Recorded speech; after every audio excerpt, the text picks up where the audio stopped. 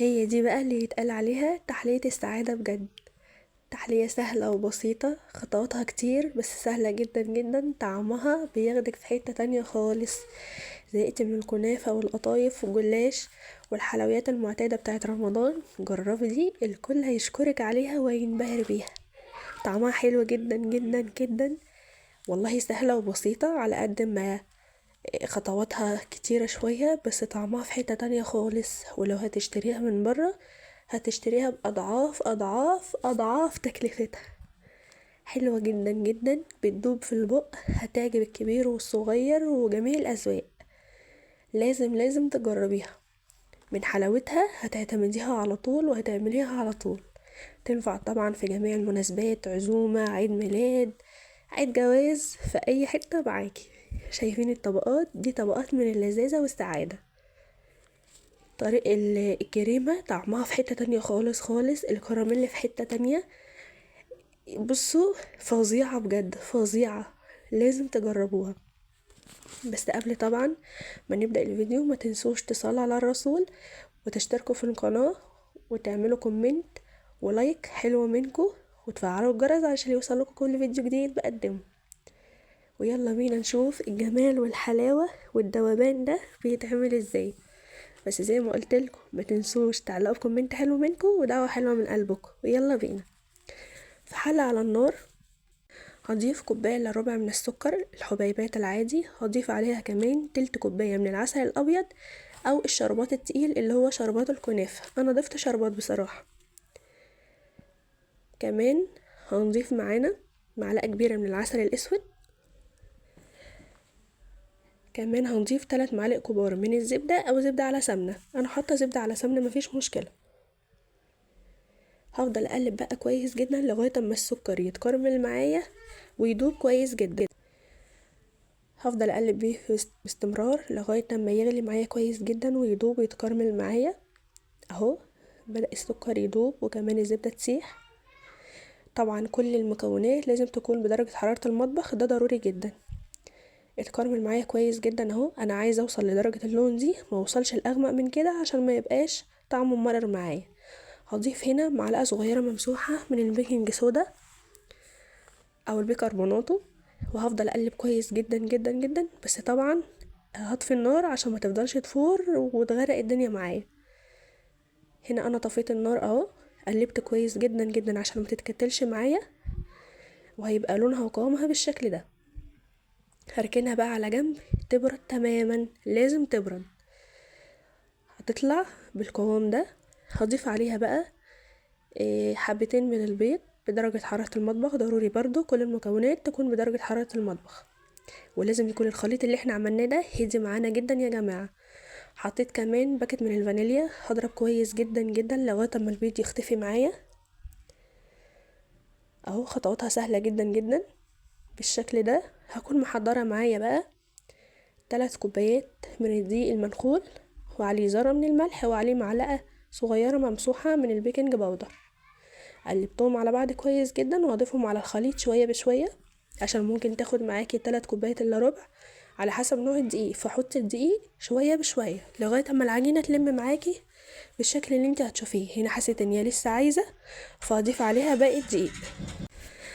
هفضل اقلب بالمعلقة كده لغاية اما كل الدقيق يختفي معايا كويس جدا وما يكونش فيها اي تكتلات. بتبقى بالقوام ده كده.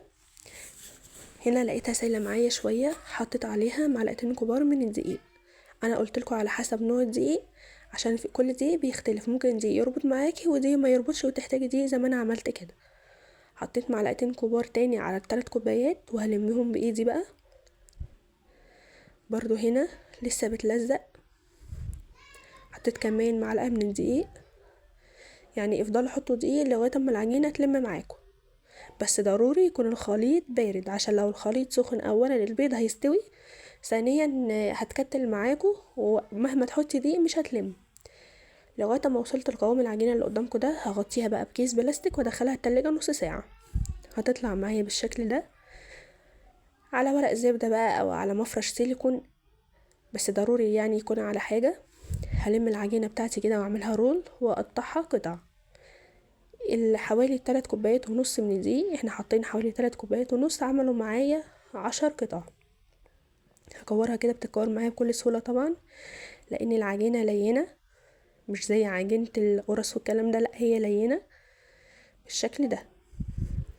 هجيب بقى ورق زبدة، هقطع ورق الزبدة بتاعتي كده على قد الصاج. انا هخبزها في صاج 30 في 40.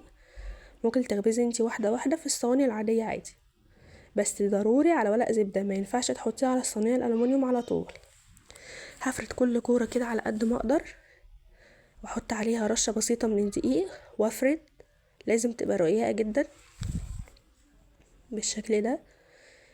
وبكادر او اي صينية زي ما انا عملت كده، عندي مقاس 20، هقطع الدورية على قد الصينية بالشكل ده. لو عندك كادر اقطعي بيه، ما عندكيش اقطعي بحرف الصينية زي ما انا عملت. واشيل الزوايد دي، ممكن تسيبيها عادي تتخبز معاها وممكن تشيليها.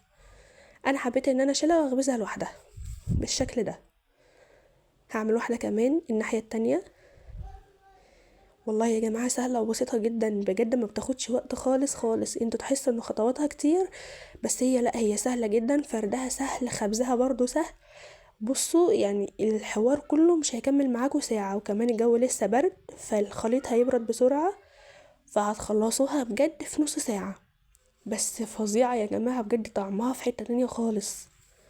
وتقدري تغيري في الحشوة وفي شكلها زي ما انت عايزة. عملت التانية برضو بنفس الشكل بالطريقة دي، وقطعتها برضو بالصينية. هحطها بقى على الصاج بتاعي، ولازم ضروري اخرمها، ضروري تتخرم عشان ما تنتفخش معايا في الفرن وما تنفعش. فضروري نخرمها بالشوكة بالشكل ده كده اهو. اي شوكة عندي هعمل فيها تخريمات كده، ده ضروري جدا. طبعا انا وانا بشكل كده العجينة، ضروري بقى ان انا هسخن الفرن بتاعي كويس جدا. هنا كانت طلعت معايا في الفرن، طبعا بدخلها على الرف الوسطاني على درجة حرارة 200. بتقعد معايا حوالي 4 أو 5 دقايق، وبتطلع كده. اول ما الاقي الاطراف بتاعتها نشفت بعرف على طول ان هي استوت. ما بشيلهاش من ورق الزبدة اطلاقا غير لما اتاكد تماما ان هي بردت جدا جدا، ساعتها بسلكها من ورق الزبدة وبتطلع معايا بكل سهولة. دي عدد الطبقات اللي انا عملتها. كمان وريتكم الكسر اللي هو الهدر اللي احنا بنشيله من الجوانب دي، بحطه على ورق زبدة برضو، بسويها زيها بالظبط، وبشيلها في كيس بلاستيك على جنب. هنا بقى حطيت كوباية كبيرة من الكريم شانتيه، عليها نص كوباية من السكر، كوباية من المية الساقعة جدا جدا، 7 قطع من الجبنة المثلثات او الجبنة الكيري، او معلقتين كبار من الجبنة الكريمي اللي هي بطعم القشطة. حطيت كمان معلقة كبيرة من مربى الحليب او صوص الكراميل. حطيت كمان 2 باكت من الفانيليا، وهضرب الخليط ده كويس جدا جدا مع بعض. انا مستخدمة كريم شانتيه خام نوعه حلو، يعني اختاروا الكريمة يكون نوعها حلو عشان تديكوا طعم حلو في الاخر. طعم الكريمة دي يا جماعة في حتة تانية خالص خالص خالص. هفضل اضرب فيها لغاية ما قوامها يبقى متماسك معايا. بس القوام اللي انا عايزاه مش زي قوام التورت، لا انا عايزاه قوام خفيف شوية. يعني هنا حسيت ان القوام تقيل معايا، هزود له شوية من المية وهضرب تاني. ضروري يا جماعة ان احنا نفرد القطع العجين بتاعتنا على ورق الزبدة على طول، لان سمكها بيبقى رفيع جدا. ما ينفعش اعملها على حاجة وارجع انقلها على حاجة تانية، هتتقطع مني وتتبهدل. ضروري ان انا اخلي بالي منها وهي في الفرن. اول ما احس ان واشوفها ان الاطراف بتاعتها نشفت كده، هي استوت، بركنها على جنب لغايه ما تبرد معايا تماما، وبعد كده اشيلها. هنا خلاص القوام الكريمه ده المطلوب اللي احنا عايزينه، اللي هو ولا تقيل قوي ولا خفيف قوي. هنا بقى الهدر اللي احنا سويناه لوحده، اللي كان طالع من الدوريات اللي احنا عملناها، هفرمه كويس جدا في الكبة عشان ده اللي انا هزين بيه في الاخر، مش هيترمي طبعا. فانتي في الاخر ما بترميش اي حاجه. طعم البسكوت ده يا جماعه في حته تانية خالص، ريحته اصلا بتجيب اخر الشارع. عندي هنا الكريمه بقى، وعندي الهدر اللي احنا فرمناه، وعندي كمان الطبقات اللي احنا عملناها. فاي بقى بورد او طبق زي ما انا بعمل كده او اي حاجه، هحط فيها معلقه من الكريمه واحط عليها الطبقات. طبعا ده ما بيسقش طبعا لانه بسكوت. هحط طبقه رفيعه كده رقيقه جدا من الكريمه، واحط عليها الطبقه التانية على طول. بضغط حاجة بسيطة جدا عشان ما تتكسرش مني، وهكذا. بفضل احط حوالي معلقتين كبار كده من الكريمة، وهفردها كده بكل سهولة، وهكذا لغاية ما اخلص كل الطبقات بتاعتي. ما بتاخدش وقت خالص. ده شكل الطبقات. هغطيها بقى كلها من الكريمة من بره ومن جوه. هي ما بتاخدش كريمة كتير على فكرة، لان في الاخر احنا بنغطيها بالبسكوت بتاعنا، ففي الاخر بتبقى حلوة، ما بيبانش انتي مجلسة التورتاية حلوة ولا لا. كمان ممكن تعمليها في صينية مربعة عادي جدا على فكرة، وتقطعيها زي الجاتو. الحشوة دي طبعا ممكن تحطي فيها قطع من الفراولة، ممكن تحطي فيها قطع من المانجا، ممكن تحطي فيها مكسرات، اللي انت حابه اعمليه. بس ده الكلاسيك العادي جدا والسهل البسيط الى حد ما اقتصادي. لكن لو انت حابه تحطي على الكريمه اي نوع حشو انت حباه حطي، مفيش اي مشكله. بس طبعا مش هتحطي معلقه الكراميل اللي في الكريمه. هنا انا جلستها بشكل عشوائي جدا. هجيب بقى الهدر اللي احنا عملناه فرمناه في الكبه ده، واغطي بالجوانب بكل سهوله. طبعا هو بيلزق كويس عشان الكريمه، بس حاولي ما تضغطيش قوي عشان ما تبوظيش شكلها. لو انت مبتدئه واول مره اصلا تخشي المطبخ هتعمليها على طول ومش هتاخد منك وقت ولا هتبوظ ولا اي حاجه، لانها اسهل من اي تورته. هنضف بقى البورد بتاعي بالشكل ده. هنا انا خلاص خلصت كل الجوانب. هعمل بقى حرف بسيط كده من فوق بالشكل ده بالهدر برضو.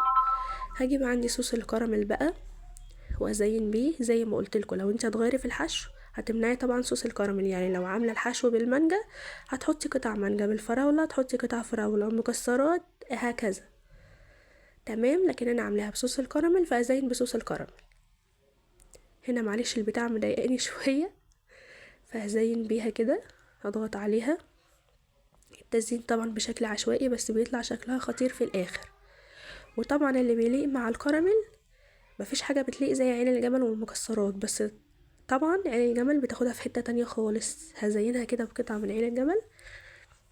وبكده تكون التورتة بتاعتنا خلصت. سهلة بسيطة ما بتاخدش وقت والله. انا بس مبطئلكوا الفيديو عشان توصلكوا كل حاجة واضحة ما تتلخبطوش. لكن هي سهلة وبسيطة جدا، طعمها في حتة تانية خالص. التورتية دي بتكفي من 10 ل 12 فرد مرتاحة جدا. طعمها في حتة تانية خالص خالص، حتة 10 مش تانية بس. كل اللي بيحب البسكوت او اللي ما بيحبوش هيعجبوا التحلية دي بجد. هتعجب كل الاذواق والكبير والصغير، وزي ما قلتلكوا بتنفع في المناسبات. لو عندك عزومة اعمليها وجددي انتي عشان تبقي جديدة عن اي حد، ولا كنافة بقى ولا قطايف ولا جلاش ولا الكلام ده. خليكي مختلفة كده. حلوة جدا جدا. لازم لازم تجربوها. جربوها وقولوا رأيكم في الكومنتات، وقولوا رأيكم في طعمها. بس بالله عليكم ما تنسوش تحطوا لايك وتشتركوا في القناة وتفعلوا الجرس على الكل عشان يوصلكوا كل فيديو جديد بقدمه. وما تنسوش تعلقوا كومنت حلو منكم ودعوة حلوة من قلبكم، ولكم المثل ان شاء الله. بالله عليكم التفاعل اللي يعتبر تحت الصفر. نفسي تتفاعلوا معايا، نفسي يبقى قناة زي باب رزق ليا.